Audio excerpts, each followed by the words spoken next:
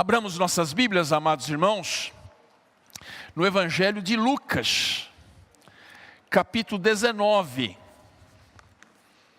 Lucas, capítulo de número 19. Do verso 1 ao verso 10. Um texto conhecido dos irmãos, mas queremos hoje focar num determinado versículo, ou melhor, numa determinada palavra.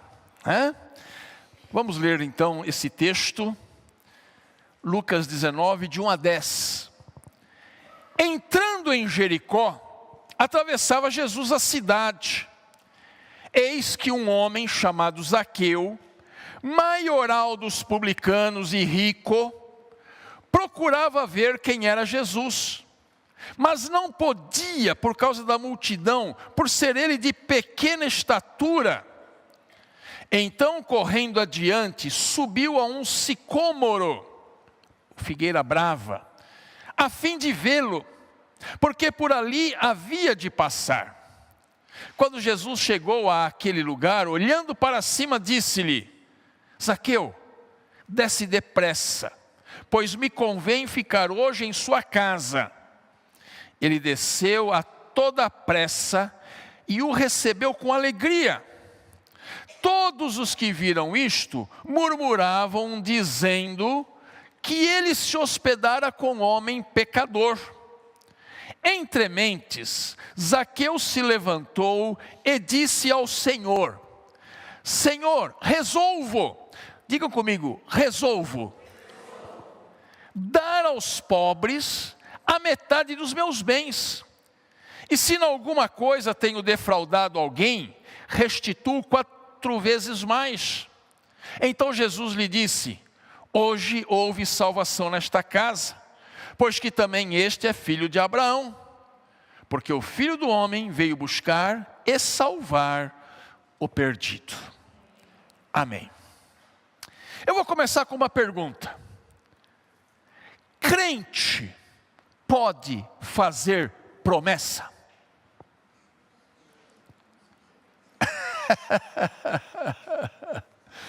Crente pode fazer promessa? Estou escutando só burburinhos. Pode, mas não no sentido de usar a promessa como uma barganha com Deus, como uma troca com Deus. Eu faço isso e o Senhor me dá aquilo. Promessa não é para conseguir algo que muito se deseja. Não. Promessa, no sentido bíblico, significa um voto, um propósito, uma resolução que tomamos diante de Deus, em busca de uma vida mais santa, mais agradável ao Pai e condizente com um cristão. Eu peguei vocês porque eu falei a palavra promessa, podia ter falado voto. Aí todo mundo, pode. Promessa, voto, propósito, resolução são sinônimos. Então nós podemos sim. Tanto é que, amados, que certamente Deus se agradará de quem lhe faz o voto de abandonar um vício e o cumpre.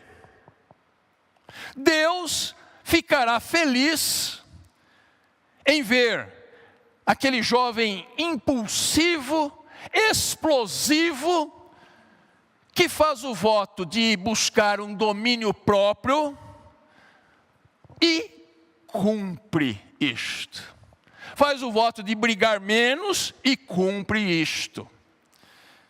Deus se agrada do marido que decide e faz o voto de tratar melhor o seu cônjuge e cumpre este voto. A Bíblia está repleta de homens de Deus que tiveram suas vidas transformadas através dos votos que fizeram. Votos e resoluções são propósitos que vão nos ajudar a definir melhor os alvos de nossa vida. Votos e propósitos nos ajudam a termos fé, força e foco naquilo que é importante, naquilo que é essencial. Ou seja, quando eu coloco um voto diante de Deus, um propósito diante do Senhor, eu não vou mais me perder em distrações na vida que me afastam do nosso centro que nós devemos ter. Amados, quando a gente toma uma decisão, quando a gente faz uma resolução, a gente se fortalece. O nosso ser se torna mais íntegro, mais forte, e acaba sendo um testemunho a outros, que porventura estão aí balançando, e se decidem também a fazer esses votos e propósitos, porque estão vendo isto em você. A gente vê que aconteceu isto com Josué, que depois de uma longa jornada à frente do povo de Deus, ele reúne o povo diante de si, lá no último capítulo de Josué, e ele toma uma importante resolução. Ele fala para todas aquelas pessoas que estavam em volta dele: jogai fora os deuses aos quais serviram vossos pais no Egito, e sirvam ao Senhor. Escolham hoje a quem sirvais. Porém, o que ele fala? Olha a resolução dele: eu e a minha casa serviremos ao Senhor. Quem quiser vir comigo, vem. Nós tomamos lá em casa esta resolução. Nós tomamos esse propósito. Em nossa casa nós vamos servir ao Senhor. Então, amados, não havia dúvida de que Josué queria servir ao Senhor e se esforçaria toda a sua vida para fazê-lo. De igual modo, irmãos, eu quero dizer que seria muito bom que todo pai, que toda mãe fizesse essa resolução diante dos filhos. Desde pequenos, deixem claro para eles a quem vocês servem. Deixem claro: aqui na nossa casa só entra as coisas de Deus. Aqui na nossa casa, filho ou filha, isso aqui nós não queremos. Isso não condiz com a nossa fé. Principalmente quando chega a adolescência, a gente sabe que teremos problemas desse tipo. Mas é importante que você, pai, que você, mãe, esteja colocando e deixando isto bastante claro: nesta casa nós servimos a Deus, porque você tomou este propósito. E hoje nessa leitura que fizemos em Lucas, amados, nós estamos trazendo a resolução de um homem, e esta resolução afetou profundamente, não apenas a sua vida pessoal, mas com certeza afetou a vida de todos os seus familiares. Ele era um homem rico, era um publicano, era um cobrador de impostos, era um homem de grande influência na sua cidade de Jericó, e certamente tinha uma família, embora não seja aqui mencionada, ele tinha uma família. E, amados, a decisão dele mudou tudo. O propósito dele mudou todas as coisas e afetou todo mundo. E é isso que eu quero destacar, amados. Quando nós tomamos uma resolução, nós afetamos quem está à nossa volta. Esses dias, no Dia dos Namorados, eu escrevi um texto, cujo título é Quem piscar perde. Falando acerca de um namoro de um cristão com um não cristão. E o não cristão vai estar olhando todos os dias, todas as horas para o cristão. Se ele realmente está firme no propósito, se ele realmente quer ir à igreja e servir a Deus, se ele realmente é alguém, um cristão de verdade, porque se o cristão piscar, ele perde. E a gente vê isso acontecer muito. É por isso que é preciso, é necessário, que aquele que é cristão num relacionamento não pisque, né? Não pisque, para que o outro saiba que a sua resolução é forte, é grande e vai permanecer. E nós sabemos, irmãos, pelos relatos dos evangelhos, que Jesus entrou na casa de muita gente. Jesus não entrou apenas na casa de Zaqueu, não. É mencionado ele ter entrado em várias residências. Mas nas outras casas, não aconteceu o que ocorreu ali na casa de Zaqueu. E o que foi que ocorreu? Depois do alto convite de Jesus, Jesus olha para ele e fala, estou me convidando para ir na sua casa. Quem não gostaria de receber Jesus na sua casa, né? Ele ficou todo alegre, aquele homem, Zaqueu, né? E recebe a Jesus. E no meio daquele almoço, irmãos, com Jesus à mesa, aquele homem se levanta e diz, Senhor, resolvo dar metade dos meus bens aos pobres, e se eu defraudei alguém, eu restituo 4 vezes mais. Jesus disse com toda alegria, né? Que naquele dia entrou a salvação naquela casa.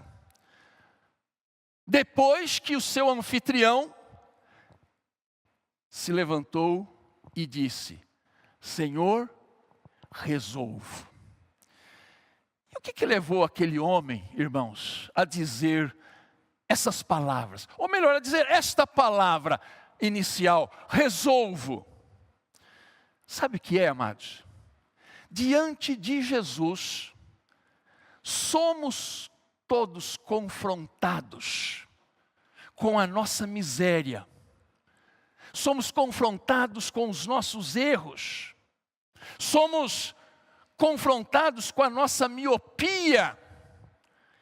E a sua presença bondosa e acolhedora nos permite decidir acerca da nossa existência. Jesus é tão bom, tão acolhedor, tão amável, tão abraçável, tão singelo, tão puro, tão simples, que aquilo confrontou Zaqueu e foi quebrando assim todas as suas resistências, porque ele era odiado, porque não gostavam dele, porque ele era rotulado e certamente ele ficava com 2 pés atrás com todo mundo, e todo mundo ficava com 20 pés atrás por causa dele. Mas ali diante de Cristo, ele se sente acolhido. Nós como igreja precisamos fazer do ambiente de culto um lugar acolhedor, porque Jesus é acolhedor. O nosso olhar para com as pessoas deve ser um olhar bondoso, porque Jesus é bondoso. Irmãos, a coisa mais fácil que tem é julgar. Não existe coisa mais fácil do que julgar. Agora, nós não somos chamados a julgar. O julgamento pertence a Deus. A nós cabe acolher, receber e permitir que esse acolhimento leve ao outro a coragem de dizer: eu quero este Jesus para mim. E ele resolve. Zaqueu resolve fazer isto. Amados, enquanto a gente não resolve aquilo que há de importante nesta vida, nós sempre viveremos em conflito. Porque estaremos permitindo que forças antagônicas que vivem dentro de nós, ora nos puxe de um lado, ora nos puxe para o outro lado. Vai depender de qual força aqui que está vencendo. Tem hora que a gente é a favor disto, tem hora que a gente é a favor daquilo. Tem hora que eu falo que eu sou crente, tem hora que eu não falo que eu sou crente. Por quê? Porque existe dentro de nós forças antagônicas. E forças antagônicas provocam aquilo que todos nós sabemos o que significa, né? O que é conflito. Alguém que está em conflito é porque tem dentro de si uma coisa que está falando assim e outra coisa dentro está falando assado. Tem hora que o assim vence, tem hora que o assado vence. E a pessoa nunca vai ter firmeza. Por isso, amados, que cada pessoa individualmente tem resoluções a tomar acerca de sua existência. E seria muito bom que as tomasse, porque a vida seria melhor. Meu irmão, minha irmã, resolva se nessa vida você vai viver para servir a Deus ou vai viver para servir a si mesmo. Se você vai viver para glorificar a Deus, ou vai viver para buscar honra e sucesso para si. Eu costumo dizer que o maior desafio para a Igreja de Cristo neste século 21 não são os que negam a fé, porque a pessoa negou, realmente já sabemos que essa pessoa negou a fé. O grande problema não é este, mas sim os que não se definiram entre Deus e outras crenças, outras formas de crenças. Hoje em dia é muito comum cultuar-se a Deus no domingo, mas durante a semana alguém buscar coisas que são mais próprias ao ocultismo. É muito comum pessoas dizerem que creem na direção divina para suas vidas, mas também acreditam em objetos que dão sorte, em simpatias e coisas do gênero. É preciso resolver. Você acredita em Cristo? Amém. Acredite em Cristo e desacredite em todas essas coisas. Porque se você não resolver isto, você ora acredita em Cristo, ora acredita numa mandinga, ora acredita numa simpatia que te ensinaram. Meu irmão, você é crente ou não é? Você é de Cristo ou não é de Cristo? Por isso que é importante dizer: eu resolvo crer somente em Cristo Jesus. Mas também, amados, em nosso cotidiano, nós precisamos tomar algumas resoluções a fim de vivermos o melhor do que Deus tem para nós. Porque eu vou dizer aqui uma coisa muito importante. Não basta apenas a gente ter a fé certa em Deus. É preciso que a nossa vida diária reflita isto. Pois a nossa vida diária também precisa de decisões. Vocês entenderam? Você crê em Cristo, amém, que bom. Você resolveu estar com Cristo. Mas também, no dia a dia, tem muitas coisas que você faz que precisam passar por uma ressignificação. Você crê em Deus, agora você tem de agir assim, porque condiz com a sua fé em Cristo. Enquanto você não resolveu, você faz o que você quer aqui da sua vida. Mas a partir do momento que você resolve, é Jesus. Então você precisa olhar tudo o que você faz no seu dia a dia, no seu cotidiano, e colocar isto em sintonia com a sua fé em Jesus. Eu vou exemplificar, irmãos. Eu gostaria de deixar aqui alguns exemplos para os irmãos. Alguns exemplos para você resolver. Resolva, meu irmão, minha irmã, não mais supervalorizar seus sentimentos e emoções. Não queira viver cheio de altos e baixos, nervos à flor da pele, instabilidade emocional, porque você, até então, antes de você dizer, resolvo para Jesus, as suas emoções, os seus sentimentos é que mandam em você. E já pensaram, amados, alguém ser dirigido pelas emoções? É uma vida segura, né? Claro que não. É uma vida, pastor, mas eu senti no coração, mas não, pensa melhor nesse negócio aí. Esse coração aí não está muito bom não. Aliás, Jesus já tinha dito que não é, né? Jeremias falar que não é. Meu irmão, minha irmã, resolva não mais superestimar seus sentimentos e emoções. Resolva não mais exagerar suas tristezas, prolongando-as além do necessário.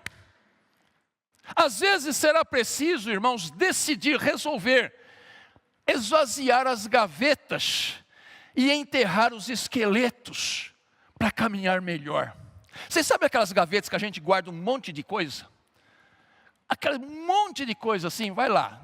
Tudo coisa, você pode usar como pode não usar, coisas boas, coisas que... Olha, às vezes, pega aquilo lá, joga fora. Agora eu estou falando no sentido, claro, simbólico, né? Tem muita gaveta dentro da nossa alma que está na hora de jogar fora. E ali a gente coleciona tristezas. Faz 10 anos que você está chorando um negócio que aconteceu lá. Pelo amor de Deus. Não é isto que Deus quer de você? Se você disse sim para Jesus, resolveu estar com Jesus, não viva colecionando tristeza, joga fora. É uma decisão que a gente toma, viu, irmãos? Você toma a decisão. Não mais chorar pelo que não merece ser chorado. Posso ouvir um amém? Decida não mais permitir que maus pensamentos dominem tanto o teu ser. Ocupe a mente com coisas prazerosas, que alegram, que edificam, que sejam agradáveis a Deus. Tudo bem, você pode ter aí um ou outro pensamento ruim, mas não permita que ele faça ninho na sua cabeça. Esse é o problema.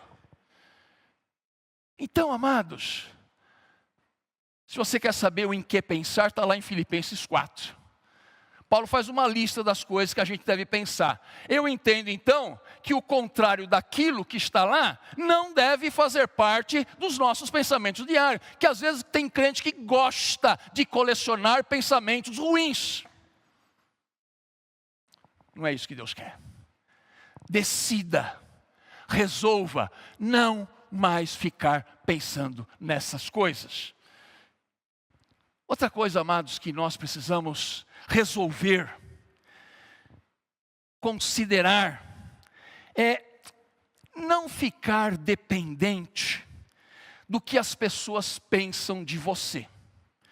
Porque quando isso acontece, nós ficamos presos às opiniões das pessoas.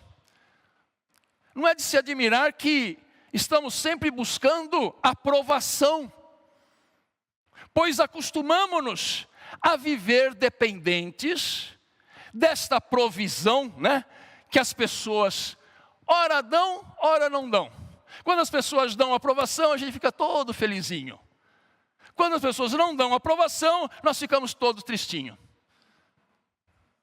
E amados, quando nós damos um basta nisto, nós aprendemos a depender mais do amor de Deus, que nunca falha. Nunca falha. Resolva, meu irmão, minha irmã, não ficar chorando para sempre com aquilo que lhe desagradou. A Bíblia diz, é verdade, irmãos, que a Bíblia diz que há tempo de chorar, mas também diz há tempo de parar de chorar. E às vezes, amados, nós não temos muito controle nesse sentido, porque a gente decidiu continuar chorando. Foi triste o que lhe aconteceu? Foi. Foi injusto o que lhe aconteceu? Foi. E você chorou por um tempo. Mas agora é hora de parar de chorar. Levante a sua cabeça. Unja, né, o seu corpo. Passe um perfume, troque de roupa e vá viver a sua vida. Você se lembra de quando Davi estava chorando pelo filho de Betseba, que estava muito doente? Aquele homem chorou, e jejuou, e não comia. Os servos dele ficaram preocupados, mas esse homem vai morrer de tanta tristeza, e chorava, até o dia que ele viu os servos dele cochichando. E aí, o que vocês estão cochichando aí? O menino morreu. Aí o servo falou, agora que Davi morre mesmo.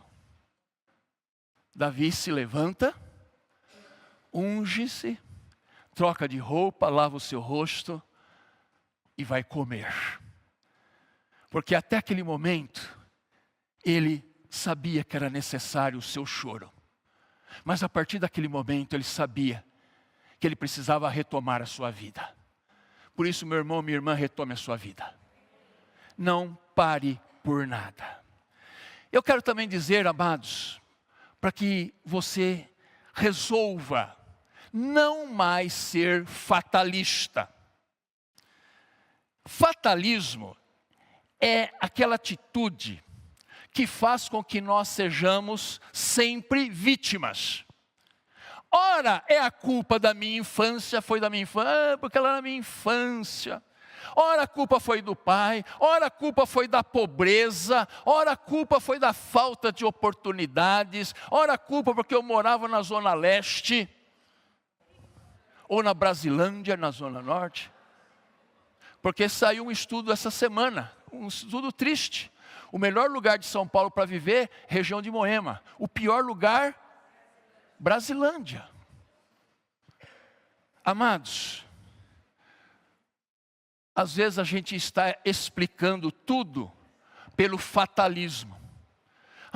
Eu só não pude fazer, eu só não pude mais ser feliz por causa disso e daquilo. Amados, o oposto de fatalismo é a fé. Jabes, ouviram falar de Jabes? Foi um homem lá do Antigo Testamento que tinha tudo para dar errado. Vocês conhecem pessoa que tem tudo para dar errado, mas dá certo? Só que a fé que Jabes tinha em Deus não o deixaram ser dominado pela sina de sofrimento. Isto o fez superar a sua dor. Que coisa tremenda. Por isso, decida, meu irmão, minha irmã, né? Diga, resolvo não mais ser fatalista. E um último resolvo para uma vida melhor. Vocês podem até rir. Senhor, resolvo me descomplicar. Resolvo me descomplicar. Pode parecer engraçado isso, mas descomplica, irmão. Descomplica, irmã. Tem gente que você fala assim, aqui é o ponto A, você precisa ir até o ponto B. Para quem não é complicado, fala, eu vou sair do A, vou até o B. Essa pessoa fala, meu Deus, e vai para cá, e vai para lá, e vai para lá, e volta, e tá. Não consegue chegar ao ponto B, porque ela é complicada. Para quem é complicado, tudo é problema, tudo está errado, tudo não tem solução. Quem é complicado tem dificuldade de pensar saudavelmente e ver objetivamente. É preciso que todo homem e toda mulher cristã se libertem de suas complicações e joguem fora aqueles conceitos, lá antigos, que não funcionam mais. E cá entre nós, nunca funcionaram. Mas a pessoa pensa que funcionava. Nunca funcionaram. Buscar ser descomplicado é buscar clareza interior. Senhor, me dá clareza. Senhor, ilumina a minha alma. Ilumina meu pensamento. Para de complicar as coisas. Às vezes, amados, as respostas não são difíceis. Nós é que somos difíceis em entender as respostas que temos de dar. As respostas podem ser simples, mas a gente complica, e complica, e complica. Por isto, vale a pena também a gente dizer, Senhor, eu resolvo parar de ser complicado. Amém, irmãos? E eu concluo aqui, amados. Para que esperar chegar ao final da vida em total exaustão para perceber lá no final da vida que devia ter complicado menos e confiado mais? Devia ter reclamado menos e agradecido mais. Devia ter se preocupado menos e orado mais. Que devia ter enfrentado mais problemas reais e menos problemas imaginários. Porque os problemas imaginários, irmãos, só existem na nossa cabeça. Os problemas não existem. Tem um escritor americano, ele fugiu-me agora o seu nome, ele dizia assim: na vida passei por muitos problemas, a maioria deles nunca existiu. É isto. Finalmente, por que Zaqueu levantou-se e se propôs a fazer algumas coisas muito generosas, muito bonitas? Sabe por quê, irmãos? Porque a verdadeira conversão nos leva a produzir frutos visíveis de mudanças. Se há conversão, há mudança. Hoje em dia a gente vive assim, né? Fulano lá, aquele ator, aquele não sei o que, o artista, se converteu. E eu falo, o que mudou na vida dele? Nada, ele se converteu. Como nada? Irmãos e irmãs, se há conversão, haverá frutos, como no caso de Zaqueu. Porque ele podia ter se despedido de Jesus. Jesus, pode ir embora, obrigado aqui, né, por ter vindo. Mas eu vou continuar a minha vidinha aqui de sempre. Aí não era conversão. Mas quando ele muda a sua forma de ver, de pensar, ele se descomplica, Aí então, amados, coisas maravilhosas certamente aconteceram na vida de Zaqueu. Nós vamos conhecer no céu Zaqueu. Né? Como é que foi a vida dele? Certamente foi uma vida totalmente transformada. E tudo começou quando ele disse: resolvo. Você, meu irmão, minha irmã, pode também dizer essa palavra hoje: resolvo. Eu não sei se algumas das coisas que eu falei aqui servem para você.